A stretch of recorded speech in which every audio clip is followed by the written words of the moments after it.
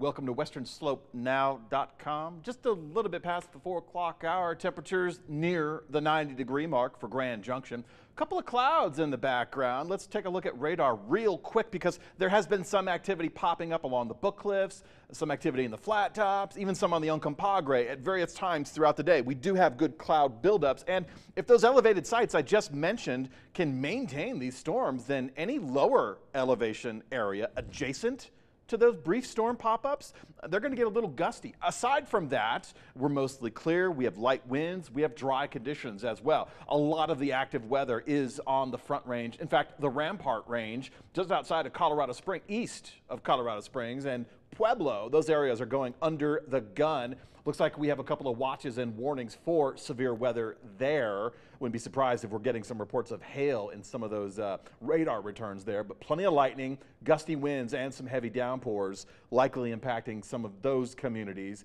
as this storm system, that complex, continues exiting our state in the southeast quadrant. Now, as far as watches and warnings go, that's it for the state of Colorado. Nothing on the western slope. We do have red flag warnings north of us in Wyoming, and we could see red flag warnings later this week. What we're not seeing is the smoke and the haze.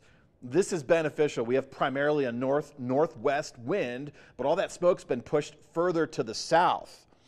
Now, later this week, our winds will come at us from the southwest, but don't be worried. I still feel like our forecast is going to be clear, smoke-free, haze-free through the upcoming weekend. What we do have is a series of low-pressure systems that will be passing through. Now, we've already had one pass through today, so the tail end of that activity is triggering some of that instability that I mentioned on radar, and primarily east of 25. That's Interstate 25. Now, we'll get another system advancing across our northern zones as we get closer to Thursday and Friday, but that system for this upcoming weekend is going to draw those winds out of the southwest, and that's where we could get our red flag warnings. Until that happens, we're just going to be breezy. We'll still maintain these slightly hotter than average temperatures and dry conditions, mostly clear as well. But this weekend system, it's likely going to put some snow down in some of our higher peaks along the divide, so that is something to look forward to. But it's also enough to create instability for Saturday night storms, just like last weekend. We could get some rowdy storms pop in Saturday afternoon, Saturday evening, and some of that could propagate into the late night hours. So that is something I'm going to be watching, in addition to lower temperatures and breezier and storm-associated gusts with that rainfall Saturday night. Now, a more significant low-pressure system is already in the works, developing in the eastern Pacific. It's going to swing through and follow the series. It's not the first, it won't be the last, but these series of cold fronts will eventually trigger enough change in our forecast to where we will get some significant weather for the middle of next week. Now, we will revisit the wind middle of next week, but also with this Arctic air mass that's developing in the eastern Pacific, coming online ashore Monday, Tuesday in the Pacific Northwest, sweeping through the Centennial State Wednesday, Thursday of next week. Timing is everything.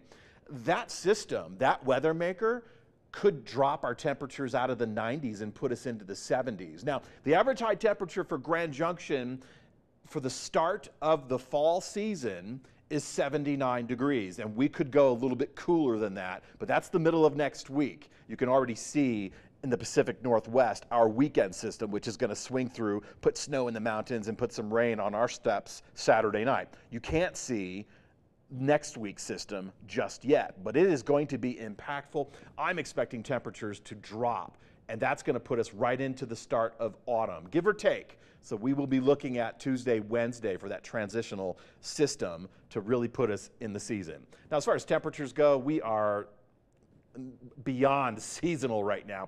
We're supposed to be, for Grand Junction, we're supposed to be about 83 degrees this time of the year. Montrose is supposed to be about 80 this time of the year. And you can see at the recording of this web weather update from the Storm Team Command Center, our temperatures are a little on the warm side. Now, official highs won't be released until 6 p.m., but again, we're running hotter than the average. Aside from those storms that I mentioned in those locations, you could see the flat tops, those storms affecting Glenwood Springs with 20-plus mile-per-hour winds. Most everyone else, just as we expected, 10 to maybe 20 miles per hour. Top wind gusts, again, right where they should be, but if you're near or adjacent to any of those higher elevated storms, you're going to expect to get gusty. Now, all that storm activity should subside right around sunset, which occurs 7:20-ish this evening. By the way, it is September 14th. We have 8 days until the autumn equinox. Now, low temperatures Wednesday morning, average low for Grand Junction 53. We're almost there. It's a 58. We're almost there. We'll have breezy conditions in the morning. Sunrise happens around 6:50. And Montrose, we're typically 49, so we're close. And it feels cool, especially if you're in the Gunnison Valley to start your day. Chores, I'll tell you what, when you're doing chores with this kind of heat, it's tough. With this sun, if you get a late start, there's really no motivation. So get up early, get those chores done early before the heat of the day kicks in, because on Wednesday, we're running things hotter than the average for this time of the year. We'll do so on Thursday and even Friday as well, but we start to trend down getting into this weekend. Saturday should have increasing clouds later in the day, gustier winds and storms in the forecast Saturday afternoon, Saturday evening. And then you'll notice the models are already picking up only on the temperature spectrum that something is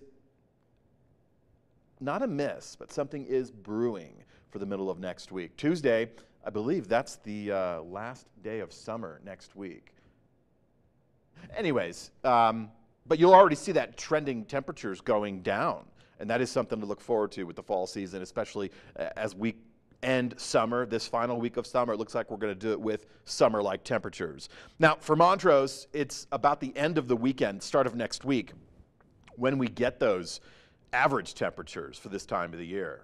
But until then, it's warmer, drier, clearer, and we should go storm-free until Saturday. Again, I'm going to be watching for red flag warnings on Thursday and Friday. That could even blend into Saturday as well.